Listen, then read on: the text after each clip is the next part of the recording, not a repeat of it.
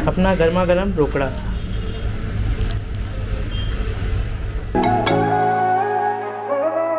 Hello good morning guys, हाजिर हैं एक और शानदार नए ब्लॉग के साथ।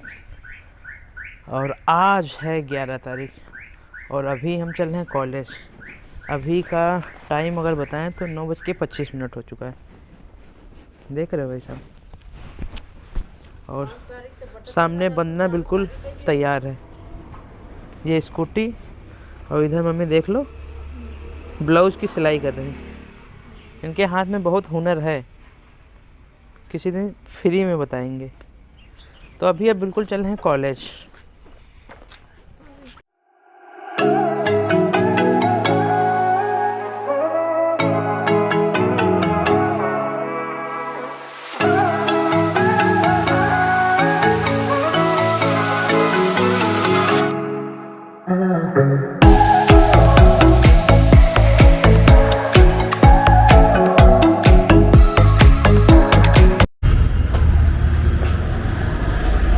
फाइनली गाइस आ गए एटीएम में पैसा निकाल लें।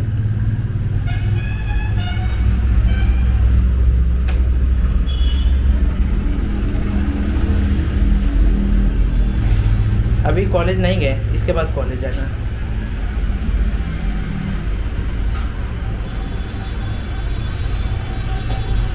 कैश विड्रॉ के बाद सेविंग अकाउंट, सेविंग अमाउंट के बाद फिर अमाउंट कंफर्म,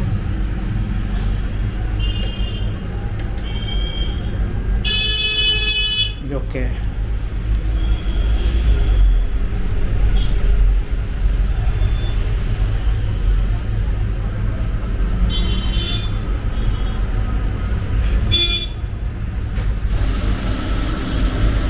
आजा भाई साहब।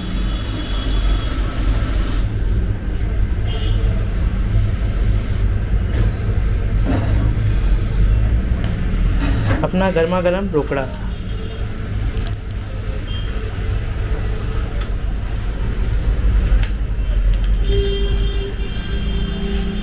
और गाइस अब चल रहे हैं सीधा कॉलेज। हमने एटीएम से पैसा निकाल लिया और चल रहे हैं कॉलेज। हेलो गाइस, हाजिर हैं एक और आज फिर नए टॉपिक के साथ। और इस व्लॉग के पहले हमने एक अपना पहला व्लॉग बनाया था जिसमें हमने बताया था यूएपीए के बारे में कि आखिर यूएपीए है क्या और क्या उसमें चीज़ें हैं, अनलॉफुल एक्टिविटी क्या होती है, और भी कई सारी पहलुओं पर हमने बात करी थी। और आज फिर से नए व्लॉग पर हाजिर हैं। और ये जो व्लॉग का कंटेंट है ये हमने चालू किया कि कुछ ना कुछ लॉ का कंटेंट हो, जिससे जो अपने लोग हैं उन लोगों तक जो है लीगल अवेयरनेस, जो विधिक सलाह है या जो विधि की चीज़ें हैं, जो लोगों के फंडामेंटल राइट हैं, उससे वो अवेयर रहें। तो यही इस चैनल का मोटिव है कि लोगों तक अच्छी से अच्छी खबर पहुँचे और जो लॉ से जुड़े ही चीज़ें हैं वो लोगों तक पहुँचे। और इसीलिए इस चैनल को बनाया है। तो आज हम फिर से एक नए टॉपिक के साथ आए हैं जो कि है एनएसए। एनएसए काफ़ी चर्चित है। ये कोरोना के टाइम भी काफ़ी चर्चित एनएसए रहा है। कई सारे लोगों पर सरकार प्रशासन द्वारा एनएसए लगाया गया है, उसकी वजह है तभी उन पर एनएसए लगाया गया था। तो काफ़ी चर्चित टॉपिक है एनएसए।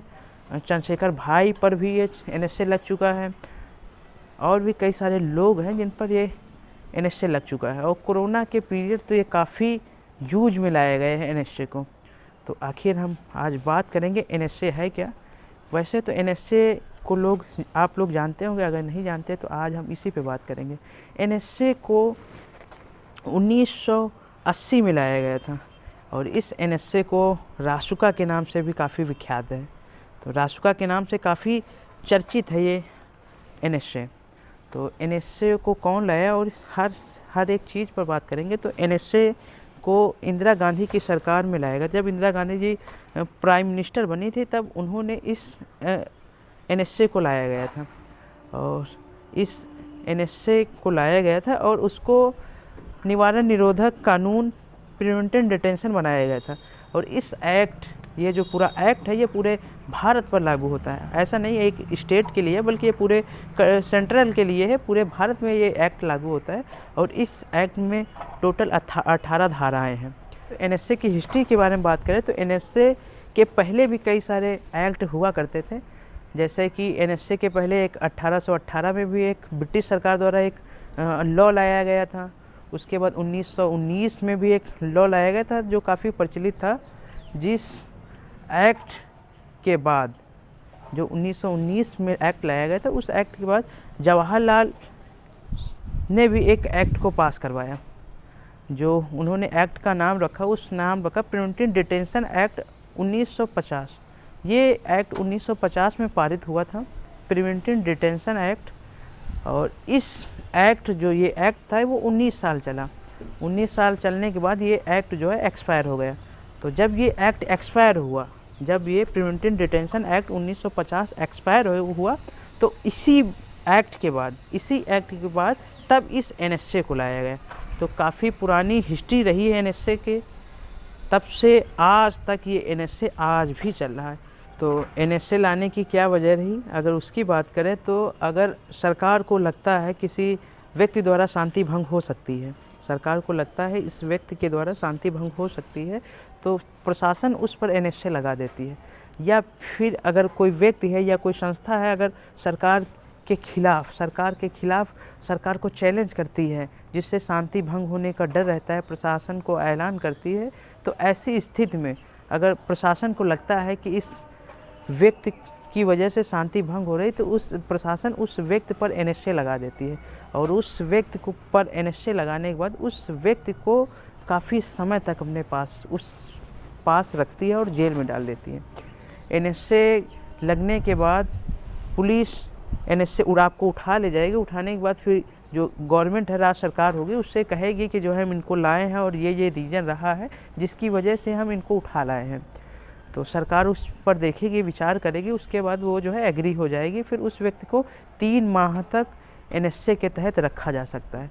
उसके बाद भी अगर प्रशासन को लगता है कि अगर ये व्यक्ति बाहर गया और बाहर जाने के बाद फिर से शांति भंग हो सकती है, माहौल ख़राब हो सकता है, तो फिर से प्रशासन जो है, जो गवर्नमेंट होगी, उसको डाटा अपना देगी कि ऐसी बात है, ऐसी स्थिति है। तो अगर गवर्नमेंट को लगता है नहीं इनको कुछ टाइम और रखना चाहिए, तो उस व्यक्ति को फिर से उसी एनएसए जो 3 माह के थे उसको बढ़ा के 12 माह तक किया जा सकता है। मैक्सिमम टाइम 12 माह तक है, आपको एनएसए के तहत 12 महीने तक रखा जा सकता है। और इस पीरियड में आप किसी वकील की सलाह भी नहीं ले सकते, उनसे कानूनी सलाह भी नहीं ले सकते कि ऐसी वजह इसमें क्या किया जाए। तो वकील भी इसमें कुछ नहीं कर सकता है एनएसए के तहत। तो ये जो पावर है वो राज्य सरकार, केंद्र सरकार समय पर इसका इस्तेमाल भी करती रही है।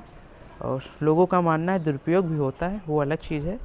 तो प्रशासन है वो अपना देखती है कब एनएसए लगाना चाहिए और क्या इसकी स्थिति है। तो आज हमने बात की एनएसए, और एनएसए जब लोगों पर लग जाता है तो इसमें ज़मानत भी नहीं होती।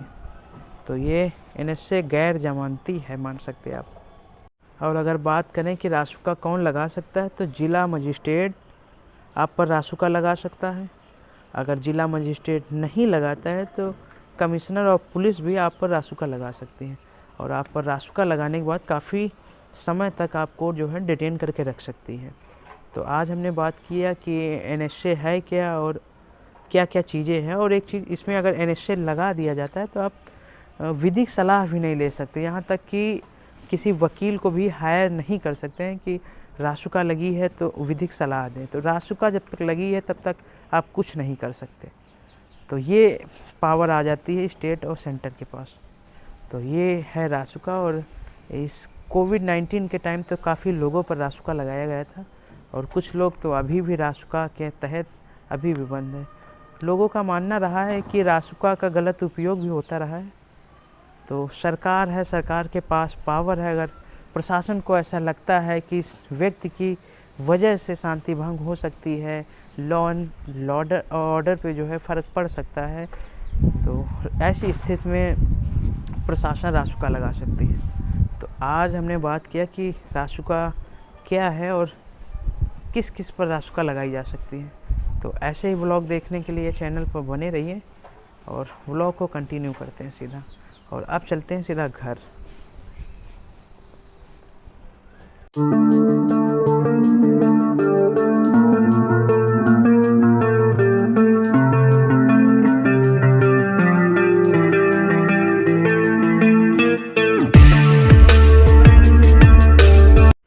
हेलो, फाइनली गाइस कॉलेज से होके सीधा घर आ चुके हैं और आज है 11 तारीख और अभी का अगर टाइम दिखाएं तो 7:22 हो रहा।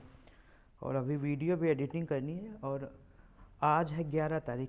आज के दिन 1977 को बाबा साहब बैरिस्टर पढ़ने हेतु आज उनका लंदन में एडमिशन हुआ था। तो अभी ये जो ब्लॉग शूट करें इसको एडिटिंग भी करना है, कुछ एडिट हो चुका है। और ये बाबा साहेब का 2022 का काफ़ी शानदार कैलेंडर।